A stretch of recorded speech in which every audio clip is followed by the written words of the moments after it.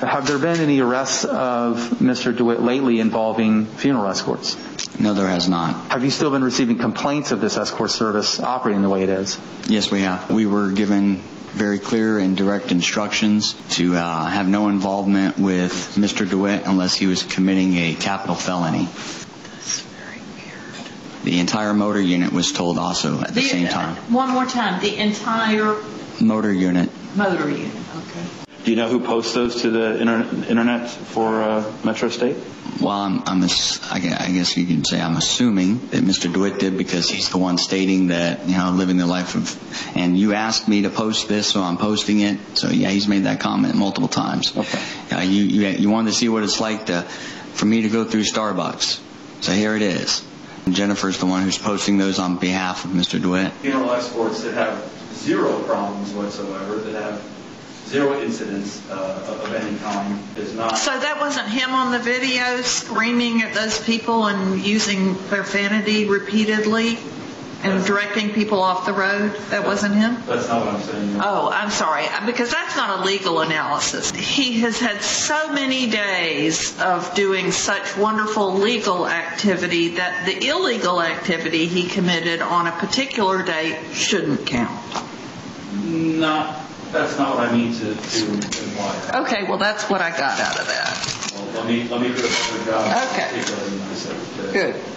I'm sure the court could care less about my financial involvement with it. That's correct. Conversation somebody had apparently with Ms. Burke or something. So that witness's testimony was just not credible. That's what you're asking the court to find, insofar as that's concerned. Absolutely. The DV case that Your Honor is faced with today that happened on April 7th, and now there's a new warrant which Your Honor has, which is the failure to report case from Osceola County. That was served on him a couple weeks ago. Why wasn't his bond revoked until Baines revoked it on the DV? There's been an attempt to unwind that and turned it into a foot slammed in a door.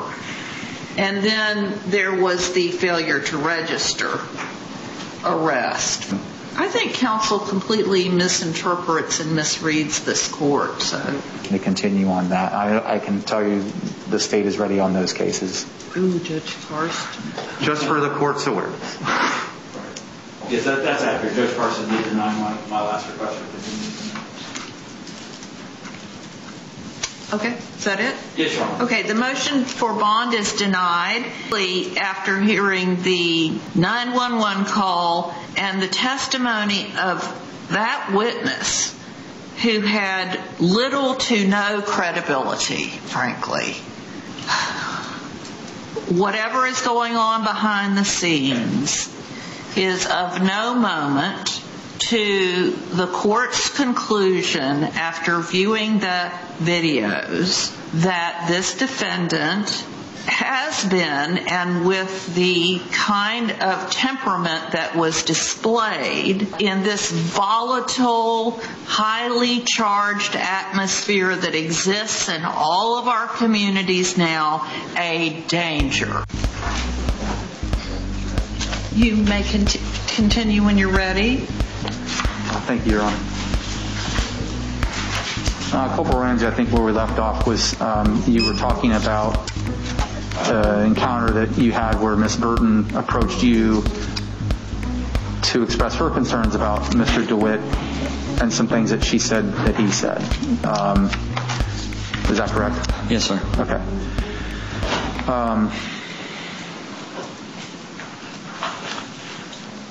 And is that where the bulletin, that's where the source of that bulletin was that you discussed earlier?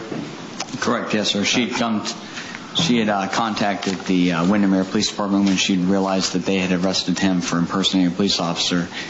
And Detective Allen had contacted me knowing that I was part of the investigation into Metro State and asked that I meet with her because she had multiple concerns about her safety and Mr. DeWitt being out. Okay. And so I guess whether what she says is true or not, is that something that you would have to take very seriously? Correct, yes. Okay. May I approach the witness, Your Honor? Yes.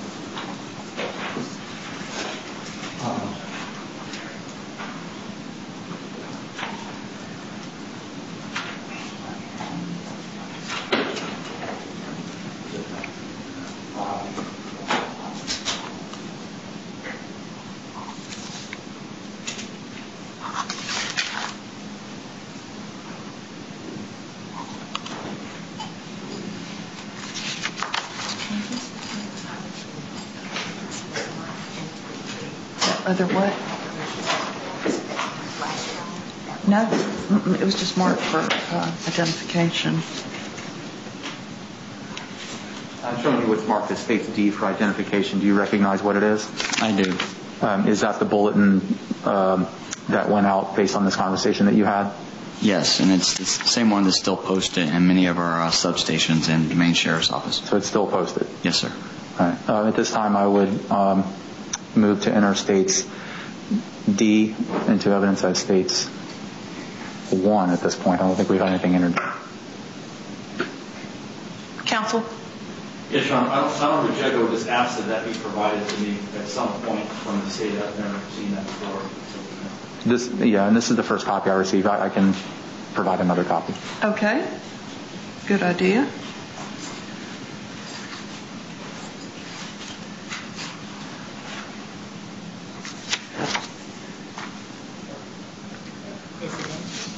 Yes.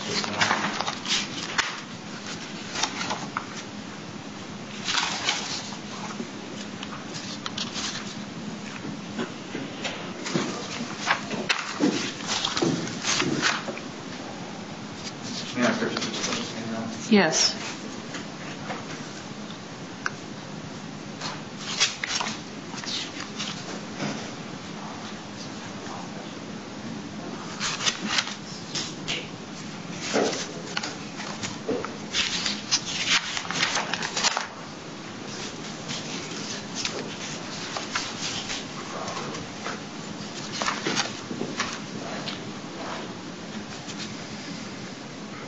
Please, null process and capias is 44.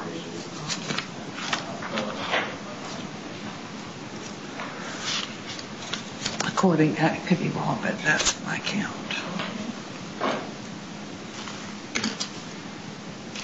With marked as States C for identification, do you recognize this composite?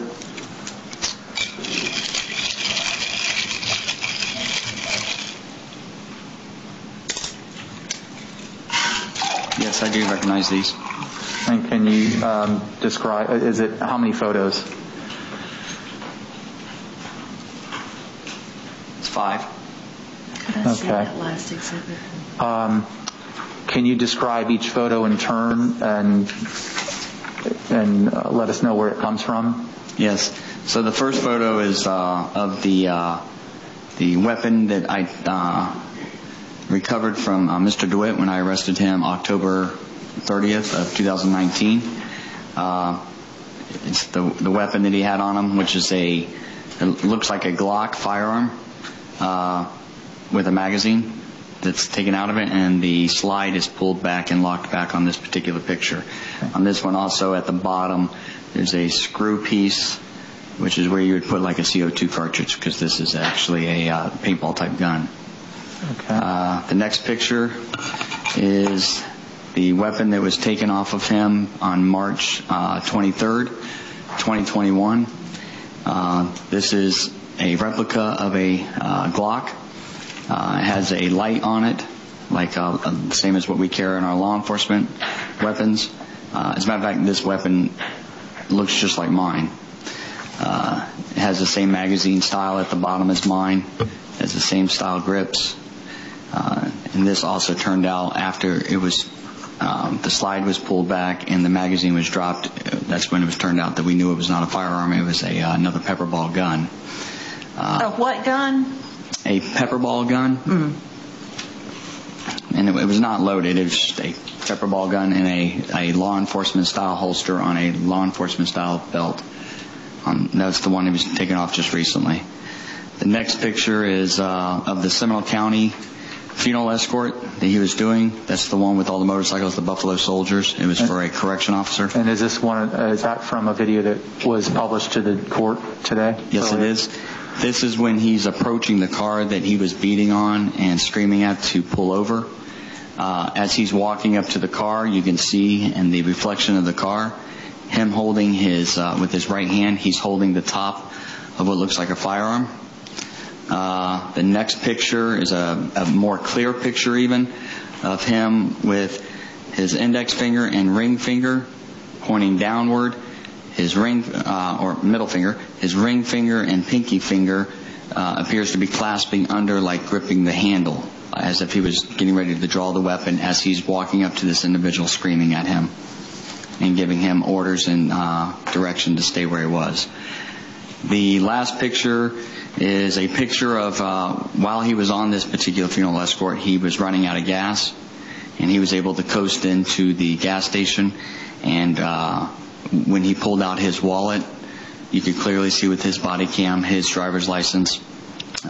There's other parts of this, but that's his wallet, his credit cards, and it happens to be the same wallet and credit cards and badge that's in there that I confiscated from him when I arrested him back in October 30th of 2019. Okay.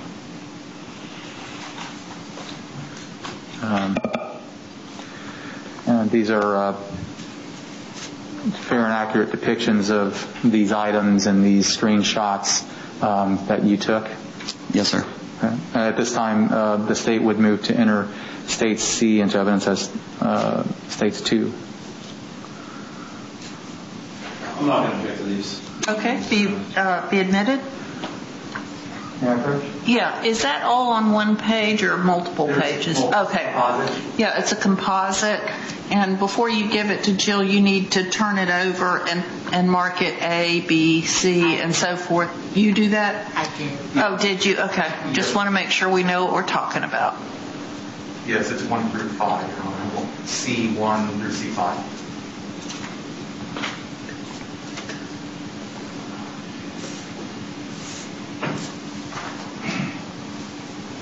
May I approach the witness again, Your Honor? Yes?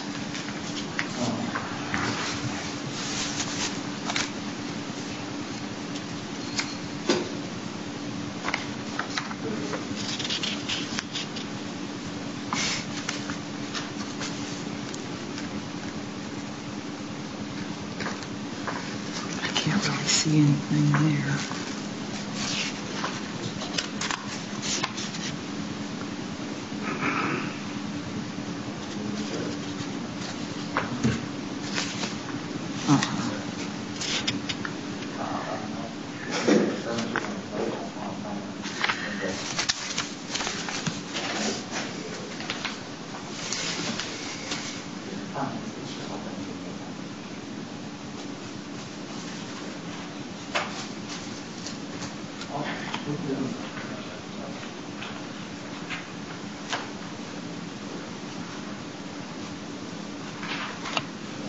I'm showing you with marker States E for identification. Do you recognize what that is?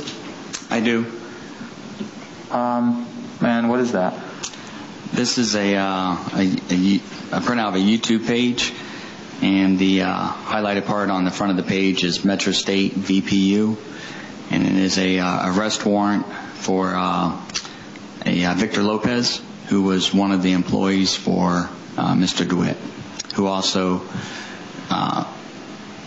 wound up coming to the sheriff's office and asking to be a witness, and has now been a witness in multiple cases against Mr. DeWitt. Is this What's the name again, please? I'm sorry, Victor Lopez. Victor Lopez. Is this like a still shot from YouTube? Like This a is screenshot?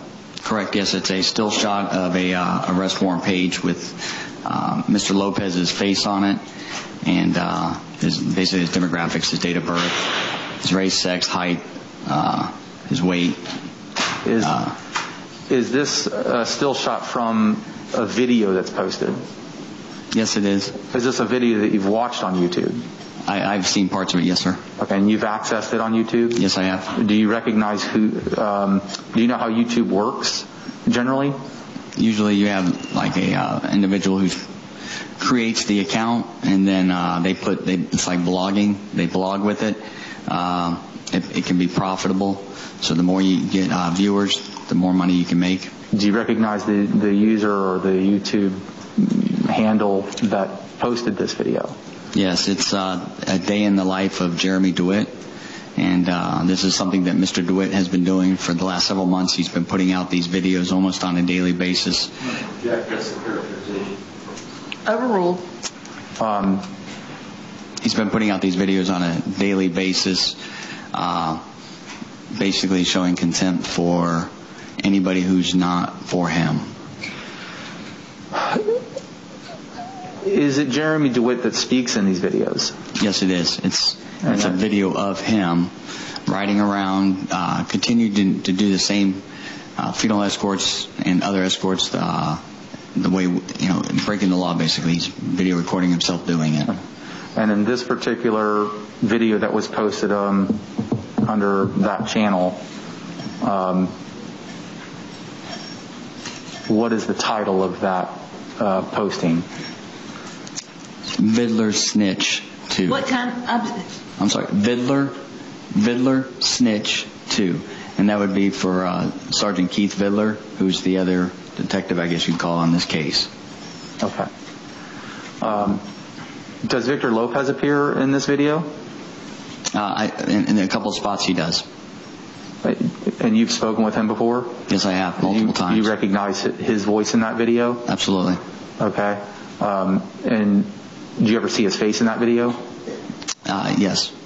I think in one of the spots you have a camera view that, from what I remember seeing, of him being in front of, I believe, Mr. DeWitt's office building. Okay. And in the video, are they having any conversations? I don't recall that. You don't recall a conversation? Mm-hmm. Okay. But as to this screenshot, it is a fair and accurate representation of a still photo taken from that webpage. Correct. And I know the context of this was Mr. DeWitt's upset that Victor is one of the ones who has become a witness for the state against him, to the point where the last time I interviewed him on March 23rd, he told me during the interview that he had things that videos and other stuff that would stop anybody, at least what he called our snitches, from testifying.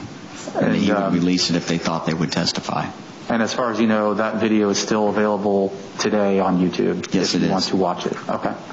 At this time, the state would move to have States E moved into evidence as States 3. Counsel? No objection. Okay, be admitted? Any factual witness? Yes.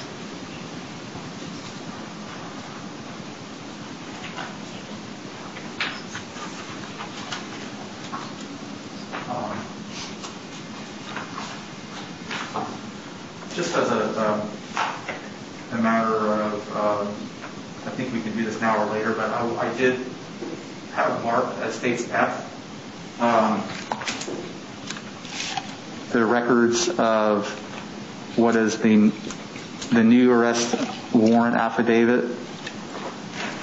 There's also the arrest report for 21MM2397. That was the case on April 7th where Mr. DeWitt got arrested.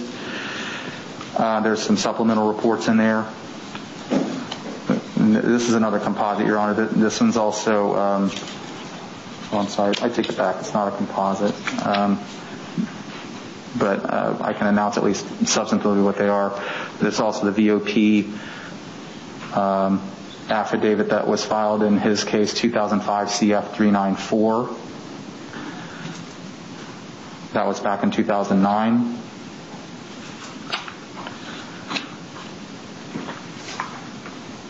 Are you finished with this witness? Not just yet, Your Honor. And then there was well, I'm just wondering why you're wandering. I just want to make a motion to move this into evidence and see if defense has any objection. 2018 CF 4906. It's another VOP affidavit, and the state would move to have these entered into evidence. Will show. Yeah, he has copies. I have a complete copy of that. Oh, okay. So what, if anything, is your objection?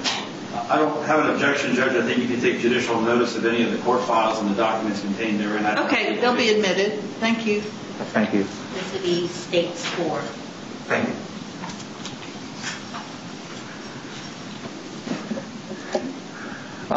Just a few more questions here. Corporal Ramsey, have there been any arrests of Mr. DeWitt lately involving funeral escorts? No, there has not. Or any citations issued? No, there has Or not. any what? Any citations issued? No, sir. Have you still been receiving complaints of this escort service operating the way it is? Yes, we have. Is there a reason why he has not been cited anymore since he was prior or arrested for the same actions? Well, it's above my pay grade, but we were given very clear and direct instructions to have no involvement with Mr. DeWitt unless he was committing a capital felony, and then we would take action. That's very weird. So you've been told by superior officers that you are not allowed to arrest Jeremy DeWitt unless he's committing a capital offense? Yes, sir. And were there other officers present for this? Yes, sir. On one occasion, it's probably close to 40 deputies present. On a second occasion, myself and my lieutenant. Was there any indication why? Nothing that was shared with us that would be appropriate to say. Was it ever said that what he was doing was legal and okay? No, just the opposite.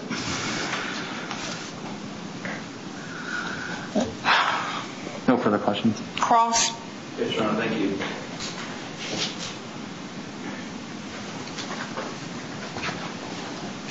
Afternoon, sir. Good afternoon. When you began testifying this morning, you mentioned that the videos that were presented to the court today were obtained at the time of Mr. DeWitt's arrest by Windermere as well as by search warrant. Were you involved in the warrant, request for the warrant? Which one? The ones that ultimately led to the videos that were obtained for today's appearance. Well, I think it might be confusion on your part. The Mahoney case was provided by the defendant, so that was not gathered from a warrant, although there are other videos that came from a warrant that supported what he gave us. The Windermere videos, I was not part of that warrant. That was the Windermere Police Department that submitted that warrant. The second warrant I was directly involved with, the warrant on his business. Okay. So of the videos that were presented today, and I don't believe the numbers of the videos, so to speak, were put on the record. We need to make sure the record's clear on that. Which of those videos were you personally involved in obtaining through a search warrant? The only one that I was not personally involved in obtaining the search warrant was the Mr. Rogers, I believe, and that was the what we call is like the blue car, and that incident was partially in Osceola County and then in Orange County. That was the only one that was obtained from his body cam that he was wearing the day he was arrested in Windermere. Okay. All the other videos were all obtained, I believe, I know they were obtained from the search warrant on his business, on his office.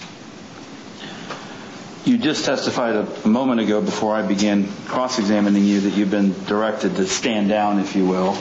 That's not the first time that you've been directed to stand down, is it? Me individually, or me as in the sheriff's office? You personally in Mr. DeWitt's case. Personally? Right. And are you referring to 2015? Yes, sir. Okay. In 2015, the entire motor unit was told also at the same time. One more time. The entire motor unit. Motor unit. Okay. The entire motor unit. We were all instructed to leave him alone. Okay. When you answered the prosecutor's question, you said there was nothing that you could present that would be appropriate. So are you indicating that there's something that is secretive or otherwise not, that you're not permitted to share in a court hearing about what you were told? No, I just think the verbiage was probably not appropriate for in the courtroom. Crass language? No, just the verbiage. Okay. So the photographs that you were presented, there were, I believe, 5 in total. The picture number 2, or what I'm calling picture number 2, you testified was a March 23rd arrest for what you phrased as a replica of a Glock. Correct. Okay. That's the case that your legal department filed a unarrest affidavit prior to the initial appearance on that case, correct? I'm aware that they had filed something to that effect. I'm not sure why. You're also aware that as a result of that, what your sheriff's office determined to be an unlawful arrest, that Sergeant Vidler was investigated and is under investigation by your IA department, correct? I don't know if it's for that specific incident or totality. Okay. Or what? Totality, the overall, everything to do with any of the cases with Mr. DeWitt. Were you involved in that internal investigation as well? I am. So the photograph of the replica Glock, in your words, was something that you took off of Mr. DeWitt's person at the time of that arrest? No, I was not present when he was arrested. Okay. So how did you come into contact with that particular pepper ball? When Mr. DeWitt was brought into the station, I was directed by our captain, our acting captain. I was given a direct, order to do the interview with Mr. DeWitt because I've interviewed him in the past. During that time, when Sergeant Vidler I was in our traffic section part of the office, and Sergeant Vidler brought the gun belt in with the gun in it. I actually thought it was our other deputy that was with him.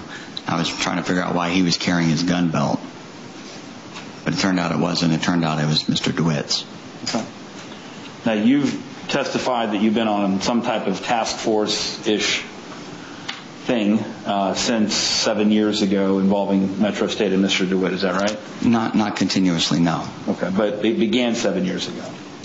Approximately, yes. 2015, and then we were told to stop, and then I believe towards the end of 2018, it came back up, and I was directed to assist Sergeant Vidler in that investigation because of my past experience with it. And have you known since 2014, I guess it was, that Mr. DeWitt is a convicted felon?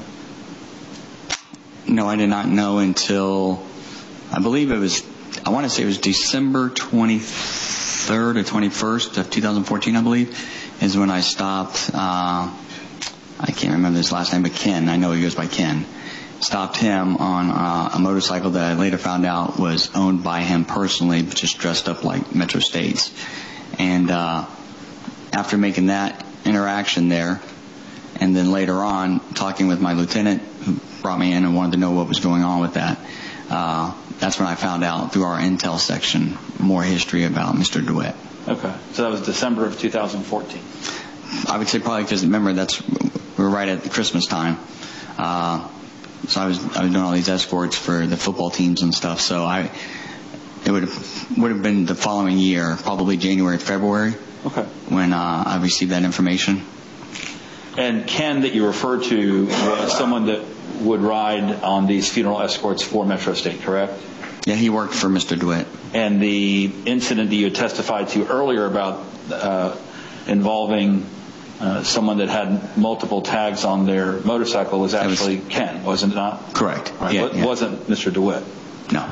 And Ken was also the person that ultimately actually carried a firearm on his person in a case involving the sheriff's office? Ken? Yes, sir.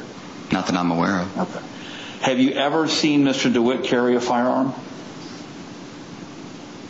I've seen him carry a weapon that looks exactly like a firearm. I understand that that's why you claim to have arrested him in March. I'm asking, have you ever known him to carry a firearm? I've known him to carry a weapon that looks like a firearm. He's not been checked every time we've seen him to verify whether it's a real firearm or a pepperball gun.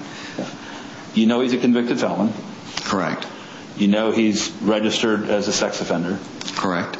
You know that you guys have full access to all of his records. You don't deny that you've never seen him with a firearm, do you? You're asking me a hypothetical. I can't tell you. I'm asking if you've ever seen him with a firearm.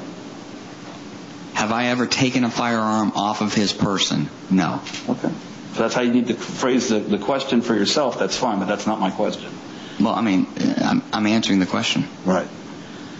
The 7-year history you have with Mr. DeWitt, you don't think that has anything to do with why they've asked you to stand down? No. Was anyone else specifically targeted in the stand down order other than yourself? I myself personally was never targeted. Okay. So the stand down order was a blanket order for everybody to stand down? Correct. Yes. Okay. I want to turn your attention to State's Exhibit number 1, which was this bulletin that was just brought to my attention today for the first time. That bulletin was put out in what year? I believe 2019. Okay. That was the one from the sheriff's office. There was one put out by the city, and I can get it for you, but that might have been put out just prior to that or the year before. So roughly 2 years. The current one? The current bulletin? Yes, sir. Correct. Okay. Have you ever heard on any of the videos that you've seized, any of the phone calls that have been made from the jail, any conversation that came out of Mr. DeWitt's mouth, anything from him that would indicate that he intends to commit suicide by cop? Not the word suicide, no, but he did do in February of 2021, he did post one of his living the life of Mr. DeWitt, or however he puts it, that he was not going back to jail. And he made it clear that without going through it and seeing exactly, I can paraphrase, he made it clear that he was not going to go back to jail. Okay.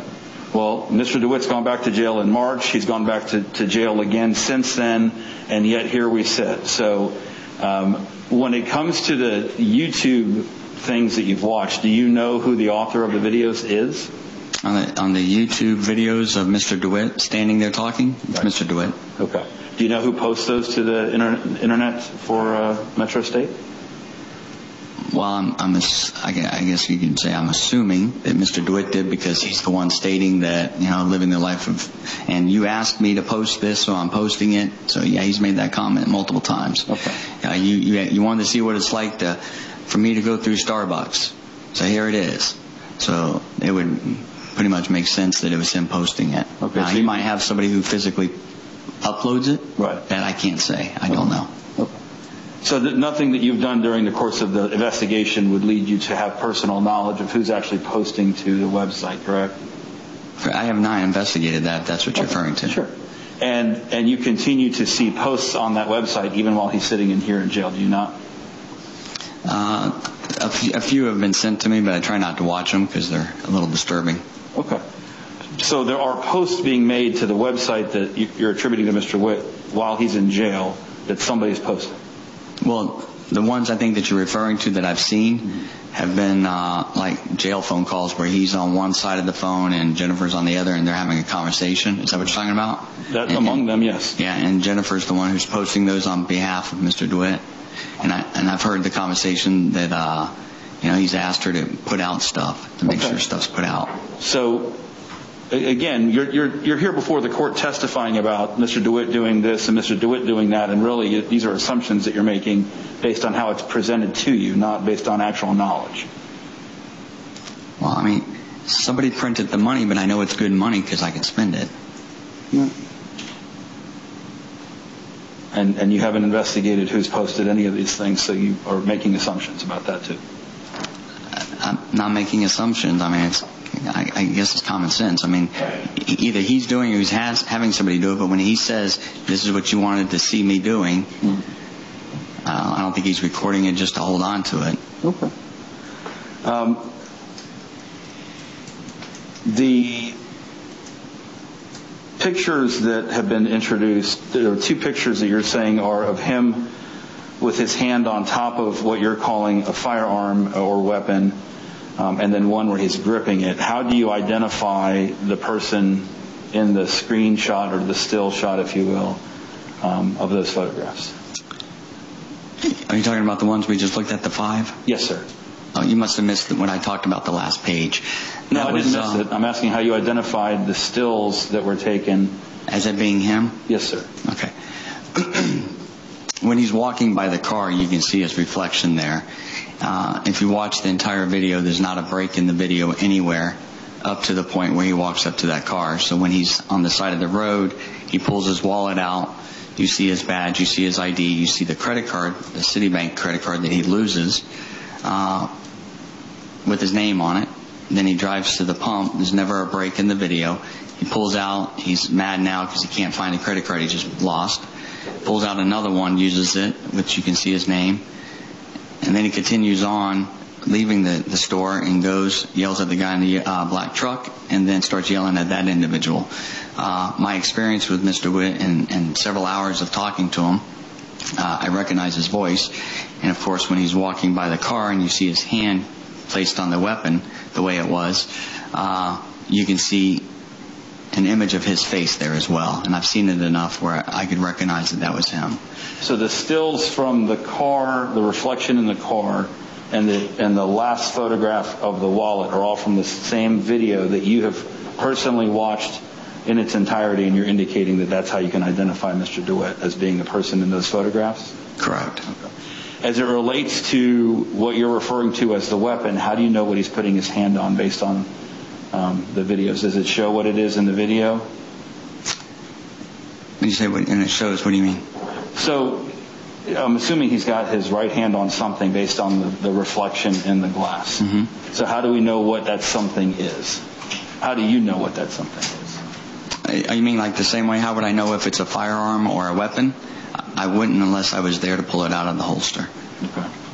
So I wouldn't be able to tell you exactly what it is, whether it's a firearm or a pepper ball gun. That would be my next question. My question is actually broader than that in the beginning, but that would have been my follow-up question. So my question is, he's got a tool belt, right, that he's wearing with various items on it. How do you know what he has his hand on based on that photograph? I believe there's other body cam video that we have reviewed from that same funeral escort.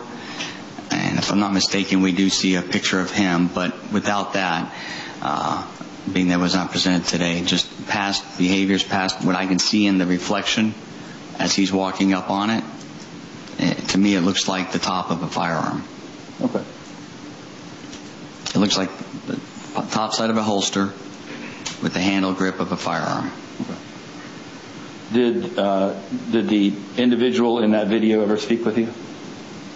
The one from Seminole County? Yes, sir. No, we identified him and turned that over to Seminole County. Okay. Do you have a moment, Your Honor? Sure. Thank you.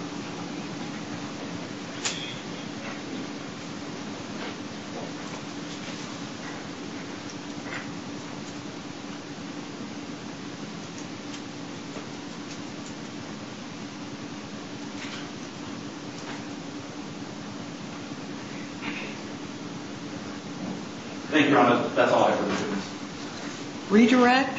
Just briefly.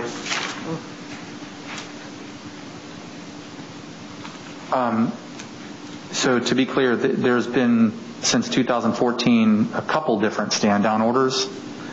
Yes, sir. One in 2015 and now another one. Yes, sir. And your experience... Did you say 14 or 15? You started off with, starting from 14, you said it, but it was 15. Okay. It's actually 15, 19, and then just recently. Okay. And we talked about how you were initially talked with Mr. DeWitt in 2014, 2015.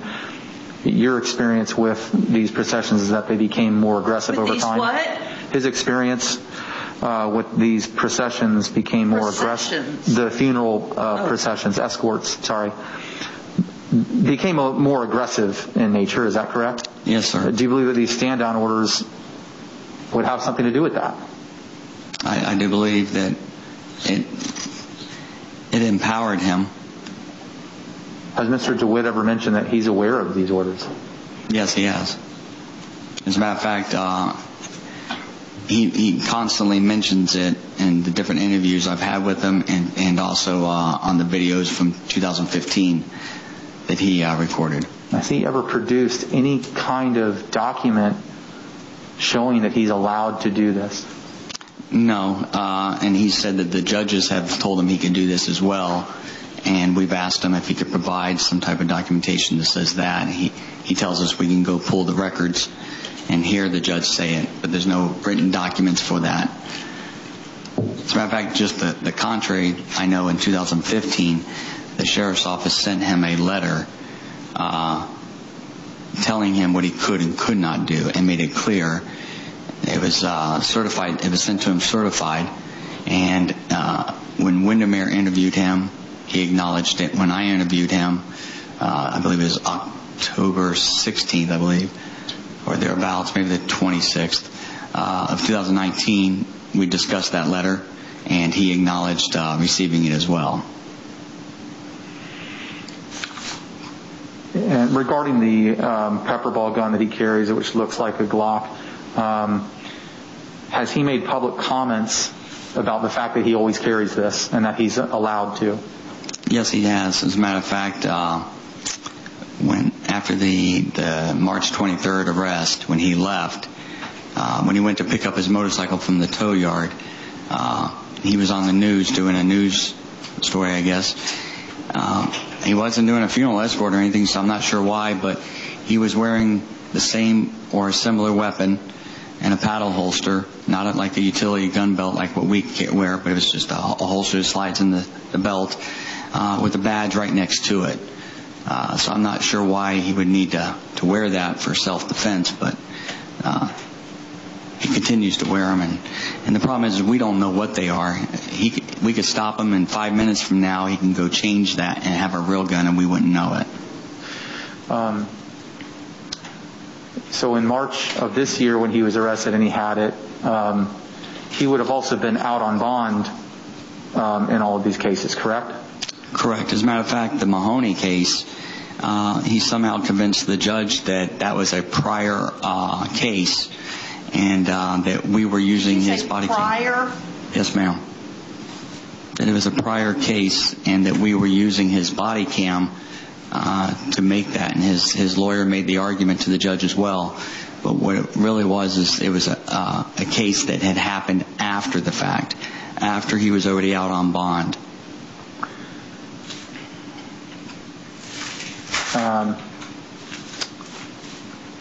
Does he also wear handcuffs? He does. He wears, well, this will help understand how he's become more aggressive. When I stopped him and spoke with him in 2015, he had an asp. An asp is our metal sticks, basically. This was a gutted asp. It was only the handle inside the belt. He claims to have had his weapon then, but he did not. And it's based on his own video. He doesn't have it. He carries pepper spray, carries handcuffs, he carries a tourniquet. Does he wear a bulletproof vest? He does. He wears a bulletproof vest, and he states because he would never ever go out and get on his motorcycle and do this without it because it saved his life. However, he drives around in his car all day wearing the same vest. And no further questions, Your Honor. May this witness stand down? Unfortunately, Your Honor, I have to ask a couple follow-up questions. I'm sorry. Oh, okay. I usually don't allow recross, but if you didn't know that, I will allow it this one time. I appreciate it, Your Honor. They also elicited additional testimony that was beyond. Well, I didn't hear any objection from you. No, Your Honor. Thank you for the accommodation, Judge. You're welcome. In March, when you arrested Mr. DeWitt, was he wearing handcuffs? Or when he was arrested and you interviewed him, was he wearing handcuffs? Well, he had them on when he came in. That's cute. You said, was he wearing handcuffs? Did I misunderstand the question? No, I think you're being sarcastic. Your testimony was he has continuously escalated the level of whatever you perceive this danger to be. And that, he had this weaponry of some sort now, and now he carries something else. Are you asking me what he had on his, as you described it, tool belt, what we call a utility belt, his gun belt? Yeah. Okay. So that day he had a weapon that looked just like a Glock. Right, which was what? Say again? Which was what? What was it? March 23rd? No, what was the weapon? It wound up, after the fact, it became a less lethal or a pepper ball gun. No, actually it was a less lethal pepper ball gun the entire time. You just didn't know it until after the fact, according to your testimony. So other than the pepper ball gun, what else did he have on his utility belt? He had a can of pepper spray that was empty. He had a fully functional asp. He had a tourniquet. He had ammo pouches, he called them utility pouches. It took several tries of talking to him before he would call them what they really are, is ammo pouches for holding magazines. They were empty. He had 2 handcuff cases on. Both of them were empty. He called those utility pouches. Now, in the past, when I've come in contact with him, he's had handcuffs in them. But this particular day he did not, and he told me this is what he keeps his CPR mask in, his gloves, those type of protective things. However, that day they were completely empty. In the middle of his back, he had a glove case, which is kind of like a case that folds over. You stuff your gloves in. When I opened that up, and he did not have any gloves in that either. I think the only thing that he really had that was legitimately there was probably the tourniquet and the gun. Okay.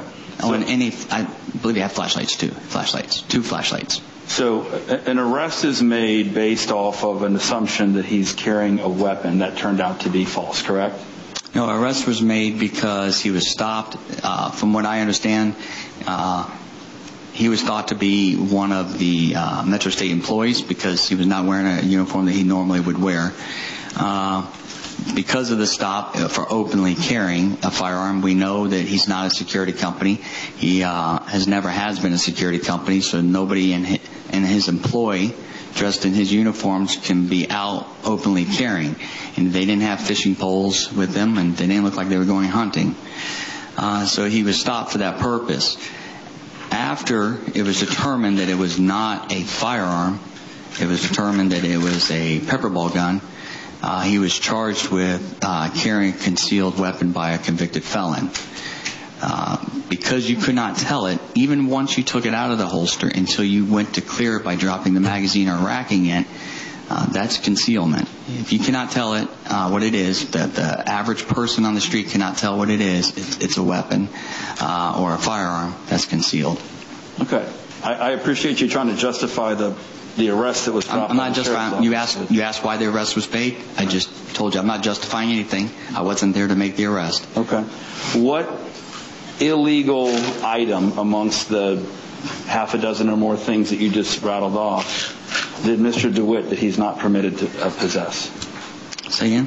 What was on that utility belt of all the things you listed that Mr. DeWitt is not permitted to possess? Not permitted to discuss? Possess. Yes, Your Honor. I'm sorry. These masks are awful. I apologize. That's okay. Well, for example, he had the pepper spray. If he had the pepper spray in his pocket, that would be a felony for him. I'm not asking hypotheticals. But you're asking me kind of like a trick question. Okay. Of the items that were taken from his utility belt that you just described in detail, which of those is he not permitted to possess in the manner that he possessed it at the time of his arrest? Okay, that makes sense. I'm sorry. The weapon that he had, the weapon that resembled a firearm. And what Florida statute was he violating by possessing that weapon? Carrying a concealed weapon by a convicted felon. Okay. You're calling it concealed. I'm sorry. I didn't mean to talk over you. I'm sorry. I believe that's what he was charged with. So the weapon that's on the utility belt on the outside of his person, you're saying was concealed? Is what? The pepper ball that was on the utility belt on the outside of his person, you're indicating was the concealed weapon.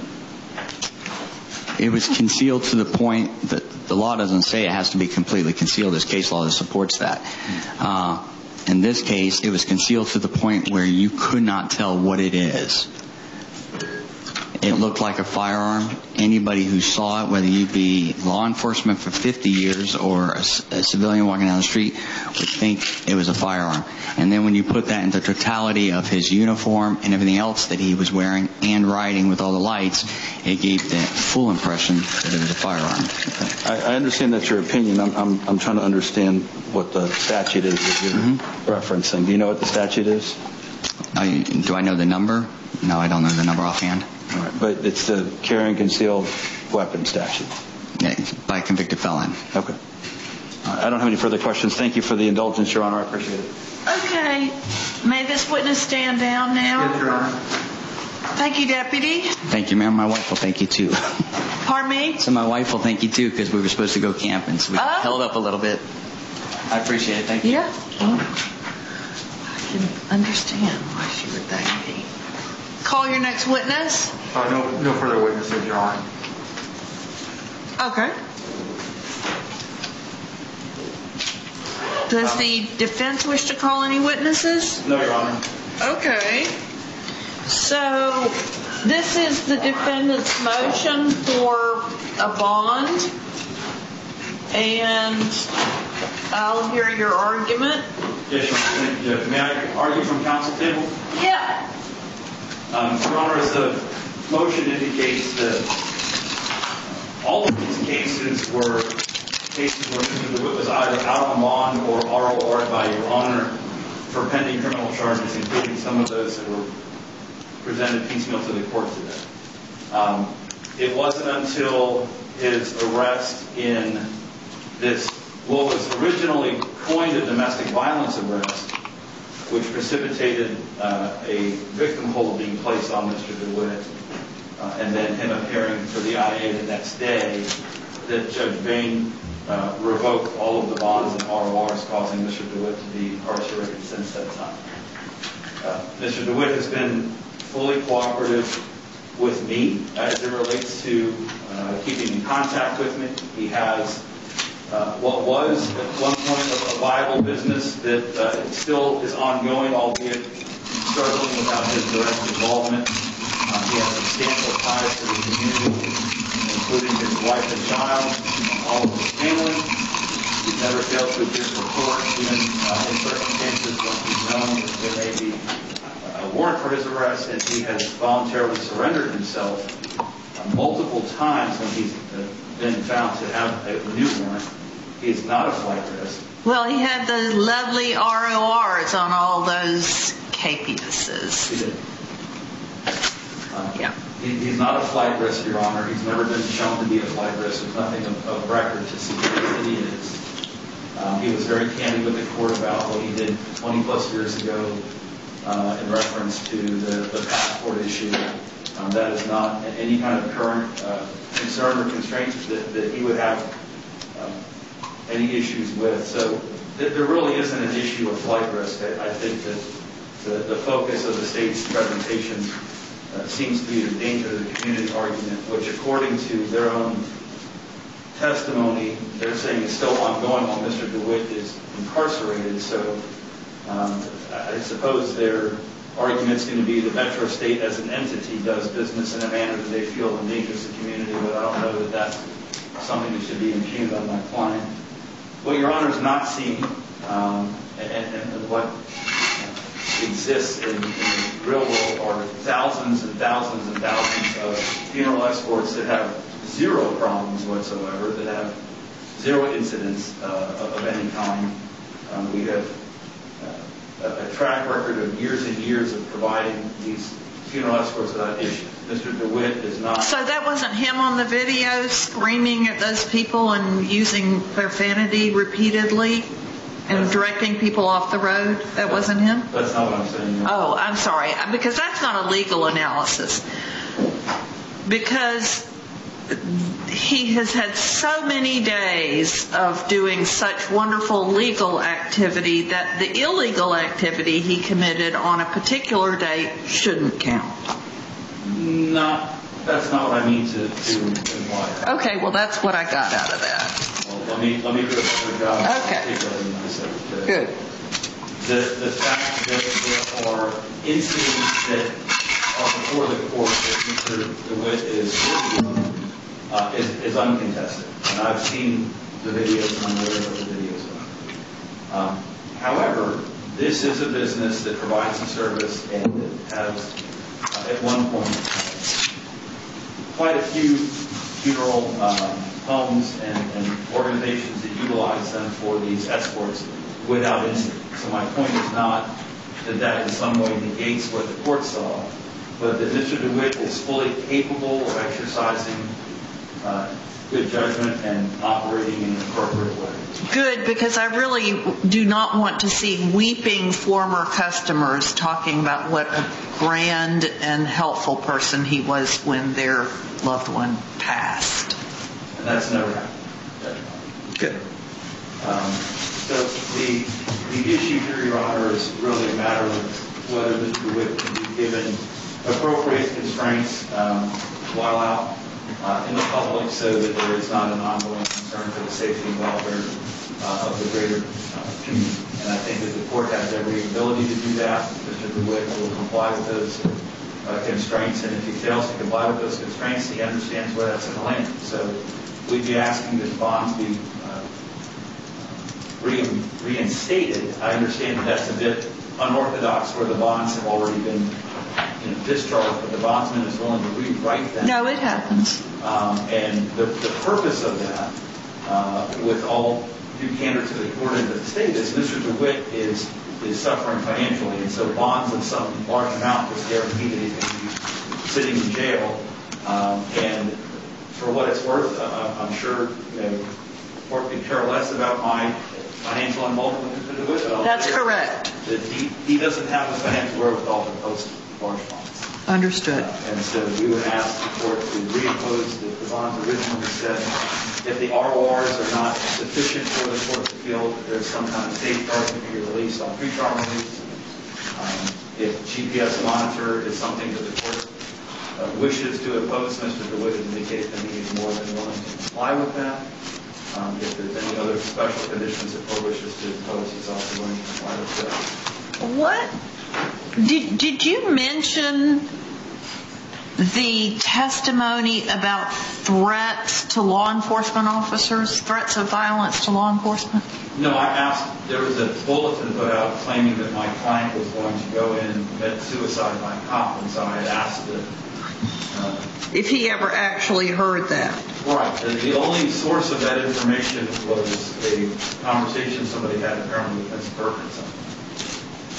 But we've got countless audio and video recordings, and not one of my client ever uttered those. So that witness's testimony was just not credible. That's what you're asking the court to find, insofar as that's concerned. Absolutely. I mean, and not to mention... That's fine. That's a legitimate position to take. Not to mention my client's here 2 years after this supposed bulletin went out, has been confronted by law enforcement officers in the last 2 years, God knows how many times, and has not lifted a hand, let alone ever feigned some, shootout at the OK Corral. So that's just nonsensical. There's no evidence of this. He is not a threat to law enforcement. So we'd be asking those bonds to be reinstated. Understood. Mr. Moore?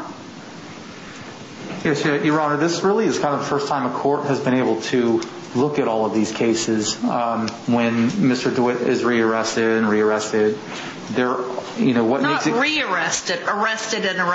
arrested. Correct. And he hasn't been rearrested until at all on the charges for which he's now seeking bond. He was only arrested once. He was ROR'd. Then he was arrested on a domestic violence charge. And at IA's, his bond was revoked. So that wasn't an arrest. I wish it was that simple. There really is a long history to this, because it dates back to that first Windermere case. That happened on September 7th of 2019. So you're saying he was arrested on, let's say, that charge before this court signed a capias on him? No, that was the first arrest on September 7th of 2019. I can't wait to hear how he's been rearrested. Not to split hairs, but... Arrested on different charges, yes. Okay, that's not a rearrest. That's another arrest. Correct. The DV case that Your Honor is faced with today that happened on April 7th, and now there's a new warrant which Your Honor has, which is the failure to report case from Osceola County. That was served on him a couple weeks ago. Those are the fifth and sixth new cases that happened from criminality that would have occurred after the initial. So my point being, he has come before courts on several cases with new criminal charges, not things that preceded. He has also come before the court with several cases that preceded that original arrest, and that's what really constitutes the 12 total cases between Orange and Osceola County. Why wasn't his bond revoked until Baines revoked it on the DV? Your Honor, there is actually still pending motions to revoke bond that the state filed back in February on some cases that were just never heard. Why? Because there was so much confusion at the IAs about when things happened, and judges would get flustered with what's going on. Well, I'll let that. I was personally covering this case for Mr. Miller here in Orange County. It was supposed to be for PTC, and Mr. DeWitt had just gotten arrested in Osceola County for that failure to report, and Judge Barber did not want. I asked her to revoke the bonds, and she said, "I'm not going to take that action today," and then nothing happened. For conduct that occurred after he was arrested on that Windermere 2019 Yes. case. Okay. Yes. And I can detail each case how that happens if Your Honor wants. But that's what's been kind of the confusion in all of this. And I don't know. That wasn't really made clear because the court didn't understand that from the evidence, but the court did understand that there was a DV arrest. That's, there's been an attempt to unwind that and turned it into a foot slammed in a door. And then there was the failure to register arrest for conduct that occurred after these events. The failure to report cases, while they are different in nature from the impersonating officer cases, they still fit in this category of deceptive practices that Mr. DeWitt engages in. Why do you feel that you have to respond to that? I mean, doesn't the law say that if someone is arrested while they're out on bond, the court has the discretion to leave them on a no bond status when the bond's revoked? That's correct. It doesn't matter what kind of case it is. Right, and I think that's what's been argued. So why are you making that argument already? Why are you saying that? It's the same type of case. Well, I just mean to say I think some people, some judges maybe were RORing thinking that these were not significant cases. And when we talked at the bench, you had mentioned these are nonviolent cases, and I did want to make sure that this court was aware, because like I said, I don't think many courts before have had a chance to at least experience what is going on in these processions, these funeral processions, that these aren't necessarily nonviolent cases. They do involve some serious behavior that is concerning. I think counsel completely misinterprets and misreads this court. So. Well, Your Honor, I am asking you to keep him no bond because of the new arrests, of course. That's first and foremost. Mm-hmm. If Your Honor was thinking of releasing him, I was presenting to the court evidence that I believe his behavior and conduct is dangerous in the community. There has now been evidence of other types of dangerous threats in terms of potentially causing harm or making threats to witnesses. And based on those things, I do think it's still appropriate to hold him no bond until we can get these cases heard and resolved. Counsel, the failure to register case is going to be tried next week, and it may be tried by this court. It's on the docket next week, Your Honor. Right. And is the state prepared to go forward and prove that case? We can, Your Honor, yes. So that's a yes? Yes. Okay. Because there are 4 cases that have been assigned to this court, so we're not quite sure yet which one will go. Yes. Is there a minimum mandatory on that charge? I believe there is, isn't there? On the failure to register? No, the failure to register... So what is this charge? Failure to register as a sex offender. So he has 1 initial count and then 2 more registrations where he still omitted to register a vehicle that belonged to his wife. So no minimum mandatory? Not on a failure to register, no, but he does... I think I don't have the score sheet in front of me, but there's a minimum guideline sentence, and then we did also file a habitual felony offender notice in that case, as well as all of his others. Okay. Anything else? No, Your Honor. Okay. Counsel? Your Honor, the crux of our argument is this. The courts have heard, every time Mr. DeWitt's been arrested, arguments from the state that his bond should be revoked, and they have declined to do so for whatever their individual reasons and rationales were. Of the arrests that have happened subsequently, one was what we believe to be an unlawful arrest in March, that the Sheriff's Office Legal Department unarrested my client the very next day prior to the initial appearance. And what case was that? The one involving this witness from March 23rd of this year. Which was what charge? The carrying a concealed weapon. Oh, right. The court's not considering that. And Your Honor, I'm sorry to butt in, but I did not include that in my list. The court's not considering cases. that. Okay. I know you're not considering it from that perspective, but I do think it's relevant as it relates to this particular witness and some bias that I think exists between he and the client. That's one, the domestic violence case that was then recategorized as a battery that was then ultimately null pros, which is why his bonds were, in this case, revoked. Initially, Yes, Your Honor. And I think there was actually another one where a warrant was sought and then ultimately quashed by the state attorney's office involving the allegation where Ms. Burton had testified that she wanted to file a criminal complaint against an assailant at the office from last year, and they opted to pursue my client for that charge. So Mr. DeWitt is clearly capable of exercising the judgment he needs to stay out. What about the failure to register charge?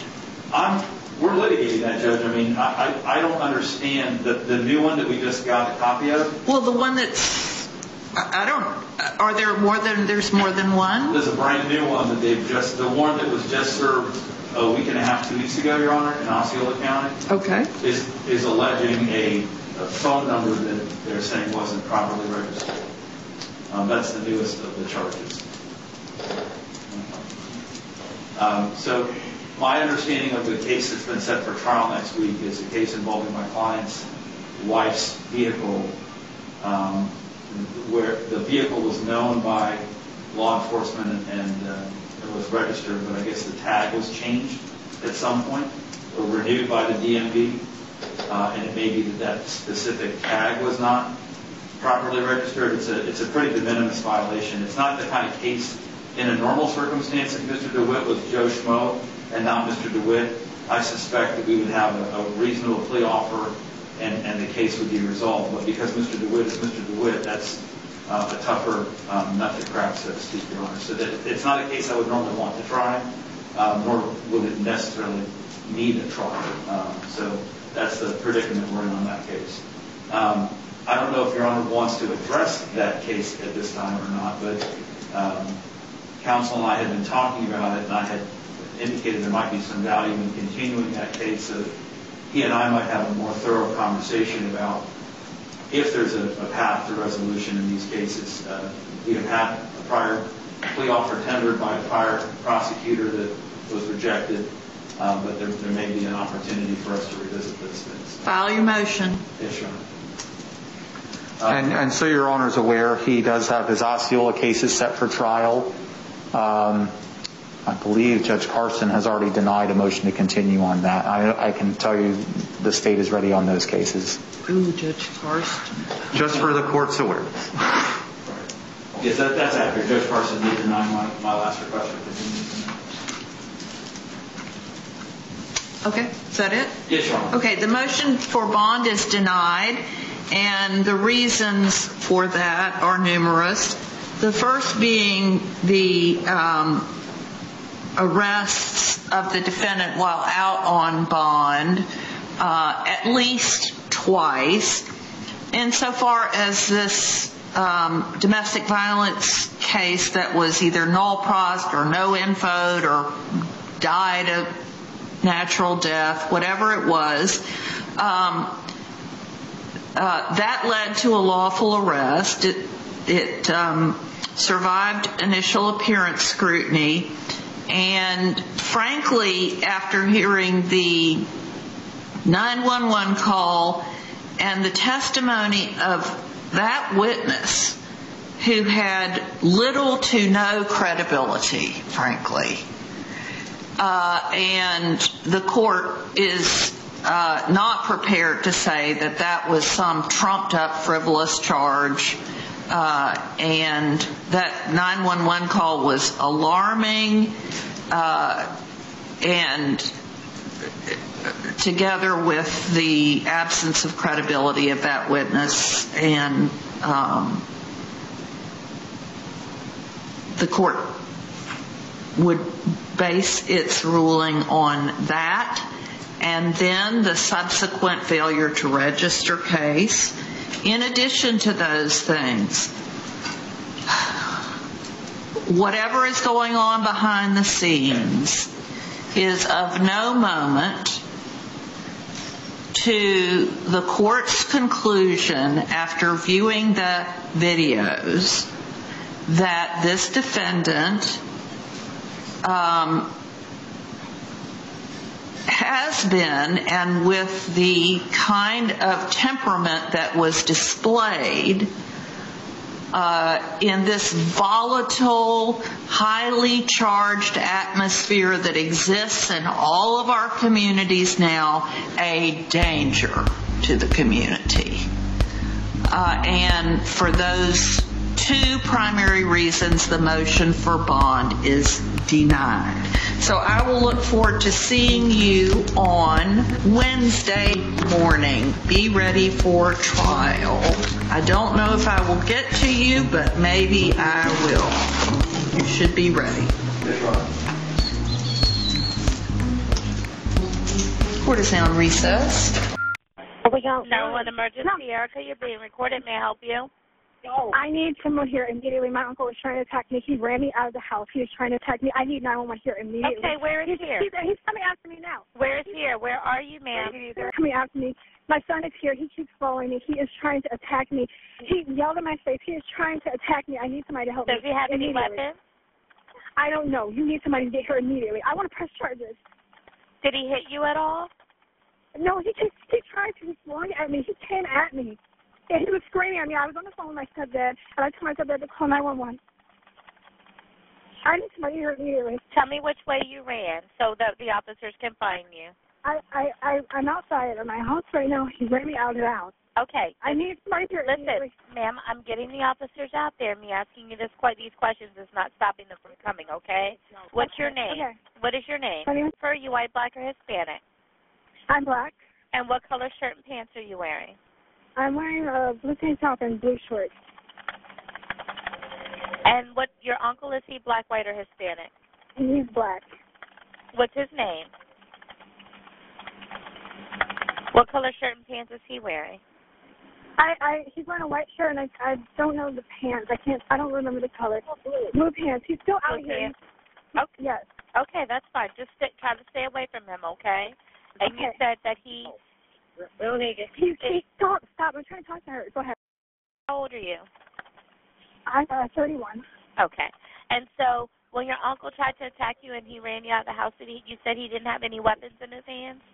No, he was swinging his hands at me. He said, come on. I told you not to fuck with me. Come on. He was swinging his hands at me. I was on the phone with my stepdad. I told my stepdad to call 911. Okay. Hurt at all? No, I need somebody to come here. Okay, the officers are coming, okay? Okay. All right, they'll be there shortly. Flag them down when you see them, okay? Okay. All right, bye-bye. 911 emergency. Tina, you're being recorded. Transfer, call for it. Yes. I'm waiting for the officer. The person who just attacked me just left. The person who just swung at me just left and waved off. I want to make a police report right now. Okay. Yes. I've been waiting for you all. Okay. Did he hurt you? No. Okay. So he didn't actually hurt you or put his hands on you? No. All right. We're going to get someone out there. Okay? Okay. But how long is it going to take? As soon as we can. The person just left. I understand they just left and they're no longer there, but we're still going to send an officer out for you, okay? Okay. All right. Thank you. Bye-bye. Atlanta Police, this is Bob. This line's being recorded. Hi, I'm sorry. This is in reference to, yes. Okay, what's going on there? Well, I called earlier because someone, a man, my uncle was trying to attack me. He was swinging at me. He ran me out of the house into the yard. Called 911. That was 10 minutes ago, and no one has arrived. I'm looking for your call right now.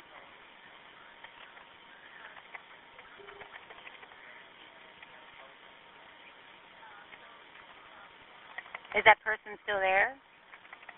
No, he left, but I still want to take a police report. Okay, I show that we do have the call. It's just been extremely busy. Can I speak to an officer while I'm waiting? I'm telling you that I'm a woman. I'm telling you that a man swung at me, ran me out of a house, and you're telling me it's very busy with what? With accidents and other issues are the same. What address is the call? It's not. Okay. Well, and we'll get someone there as soon as we can. He's no longer there, so you're safe now, right? The number to our fraud line, you would call. For now, but that doesn't mean he's not going to reach. I'm not saying. I'm just concerned about right now for you if he's there or not. And this is your uncle? Okay. Yes. Does he live in this address with you? No, he does not. Okay. So can you make sure you lock the doors? And if you see him, call back 911 immediately? Yeah, I can do that. Okay. I'm just trying to figure out, is this going to take an hour? Do I need to be hit in order for it to not take an hour? Ma'am, that's not that. It's not that. It's extremely busy right now. And it's not that we don't think your call is any more or any less. It's just very busy right now. But now that you're safe, I want to make sure you keep the doors locked. Okay. He has no way to get in, correct? Right. Where does he live at? Well, he lives in he's visiting a family member who also lives here. So that's why he was here at that time. He wasn't a guest of mine. He was a guest for someone else. All right. I have his license plate number, and like I said, I have his name, and I know the hotel where he's staying, and I have his cell phone number. And I do want to make a police report, and if possible, press charges. I will not be threatened by a man. I will not have anyone attempt to hit me, ever. Right. I understand completely. Okay. Just keep his,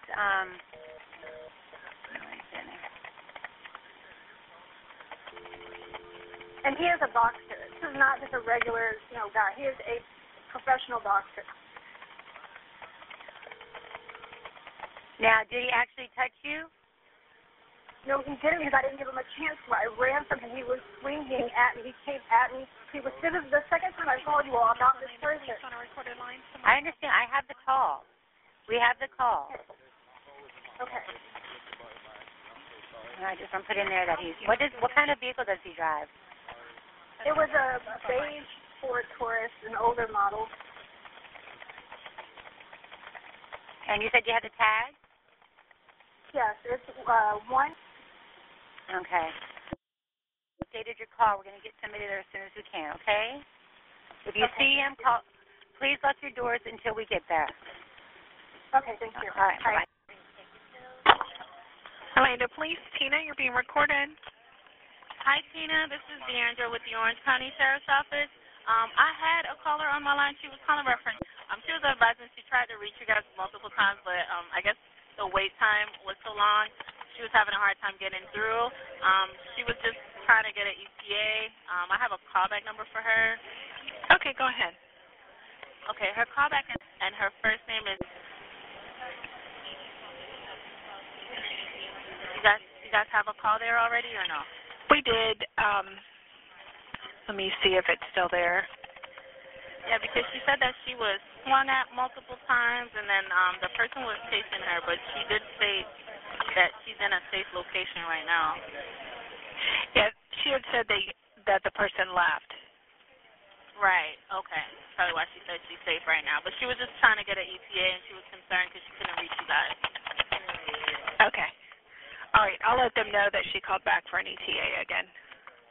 Okay. All right, ma'am. Thank you so much. I really appreciate it. Thank you. Okay? All right. Bye-bye. Okay. Orlando Police, you're being recorded. This is Lisa. Hi, I called earlier. I'm waiting for officers to call me. I called 911 about an hour ago, and I still haven't heard anything or received a phone call or seen an officer. Okay, what address were we coming out to, ma'am?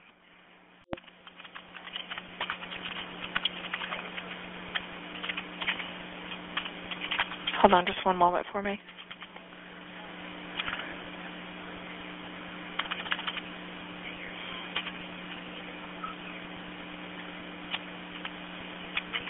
Okay, Jennifer, I've actually had an officer on the way out to you now for about 20 minutes. He should be there any moment. Okay, do you know the officer's name?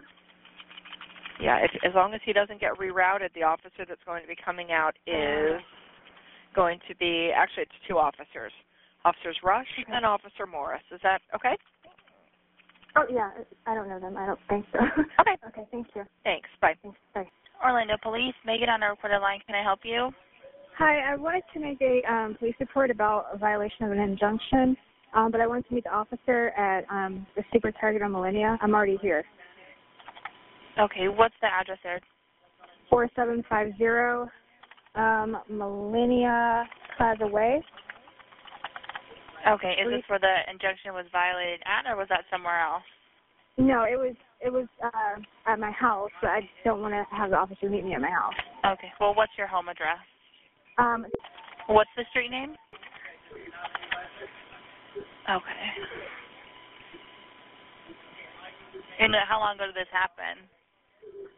The first incident happened on Thursday, and the second was on Friday. I spoke to the Harbor House advocates, and they told me to come in downtown to make some type of affidavit, but I also want to make a police report before I go down there tomorrow.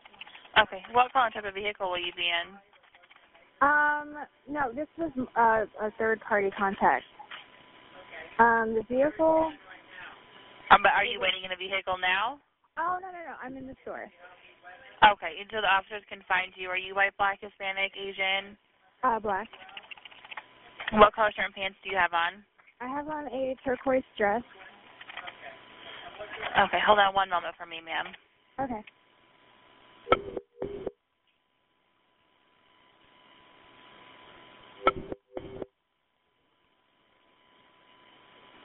Be careful.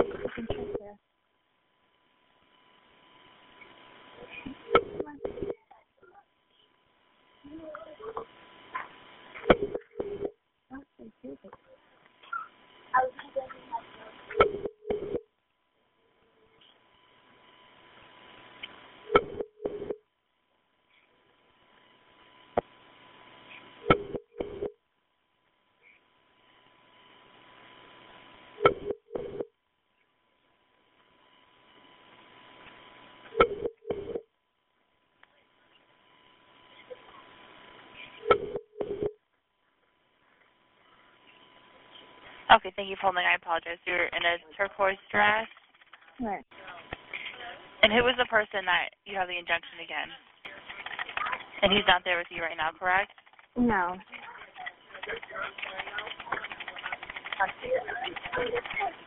And he showed up to the address? No. It was a third-party contact. But I still want to make a police report about it. Okay, what exactly do you need my third-party contact? What did they do? Or what did they say? They made a comment. They basically sent a message through my grandmother twice. And then his daughter called the house phone. And then when I picked up, she called me a bitch and then hung up.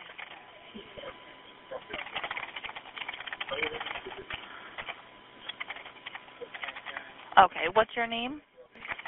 And a good phone number for you? Okay, I've got a call for service. We'll send an officer to come meet with you. Just so you know, it can take up to an hour based off in-progress emergencies, but as soon as they're available, they'll come meet with you, okay? Okay, how will I know when they're here? Or just... They'll give you a call. Oh, they will? Okay, all right, thank you. You're welcome. Bye-bye. Bye. Orlando Police Department, this is Tabitha. Your call is being recorded. Hi, I called earlier. I was just confirming that you all had the right address, and I wanted to know if the officers were dispatched yet. What's the address? 4750 Millennia Plaza Way. One moment, let me check.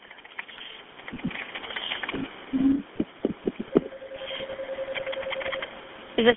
Yes. Okay, no, they have not been dispatched yet. Let me see.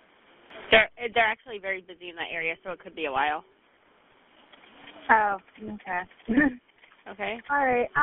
Well, I just want to make sure that I have the police report, because I don't want, if anything happens, I don't want a judge to say, well, why did you wait so long? So is this at least showing up somewhere in a record? Well, I mean, it's showing up that you made the call, but if you cancel it, then it'll show up that it was canceled. Yeah, I know.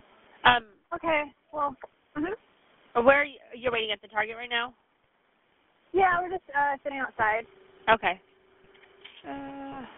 Okay, yeah, I'm sorry. Maybe call back and, like, if you don't see them within the next 30 minutes, and we can hopefully give you an ETA then. Okay. All right, thank you. You're welcome. Bye. Orlando Police Department, this is Tabitha. Your call's being recorded. I was supposed to call 30 minutes after the last one I called. Okay, what's the address? I was waiting for an 4750 Millennia Plaza Way. Hold on a moment. It looks like your call is next. Oh, okay. So yep. Maybe 20 minutes or something? Yeah, hopefully as soon as somebody becomes available, as long as no big emergency happens, you'll be next to go out. So they're just waiting for somebody to come available. Okay, so can you kind of give me a little bit of an ETA? I just don't know when they'll be. It depends on the call that they're on right now, who gets off first. Okay. So I really can't, but you can call back in 15 minutes. Try again.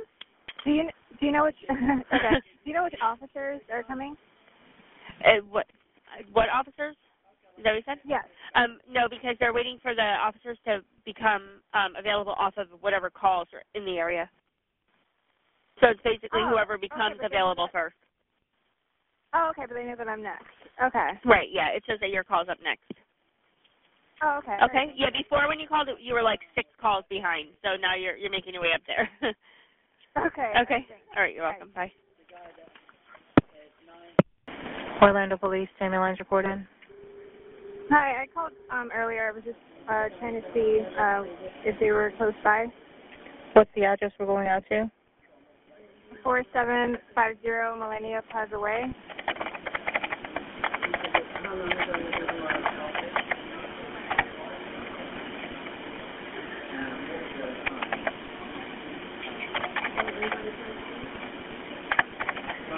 Yes, there's an officer en route. Oh, okay. So is it just one officer? Yes. Do you know the officer's name? Let's see. Johnson. Johnson, okay. Can you let him or her know that I'm living outside, same clothing, same description. But you're waiting outside on the bench? Right, by the CVS pharmacy sign. Orlando Police, Cindy, this call is recorded. Hi, I'm here to make a police report. I tried to make one last week. Okay, I can hardly hear you. Oh, okay. Can you hear me now? Oh, there you go. Okay, what kind of... I said I'm trying to make a police report for a violation of injunction. I tried to come down last week, but it was a 2-hour wait, so. Okay, so you're at the 100 South Huey downtown? Yes, I'm right here using the phone. Okay, and was somebody violated the injunction? At what location? The person's name? Yeah, where did it happen at? Oh.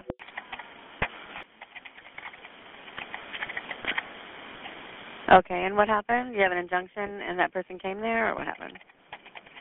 No, the person tried to contact me via my house phone and through a third party. And I went up to the courthouse and they told me I had to get a police report before they can put in the affidavit. Okay. What is your name? And what's the person that violated? Okay, just go ahead and wait there in the lobby and I'll send an officer to meet with you, okay? Okay, do you know how long the wait is? Let me see. I mean, it could take up to an hour, but it doesn't look like there's only like one call ahead of yours, so it shouldn't take that long. Oh, okay. All right, thank you. Okay, and when did this happen, that he violated it? On the 14th, 15th, and 16th. I came in, like I said, to make the report, but it was a 2-hour wait at that time, and I couldn't stay. Okay. All right, I'll get somebody over there, okay? Okay, thank you. You're welcome. Bye-bye.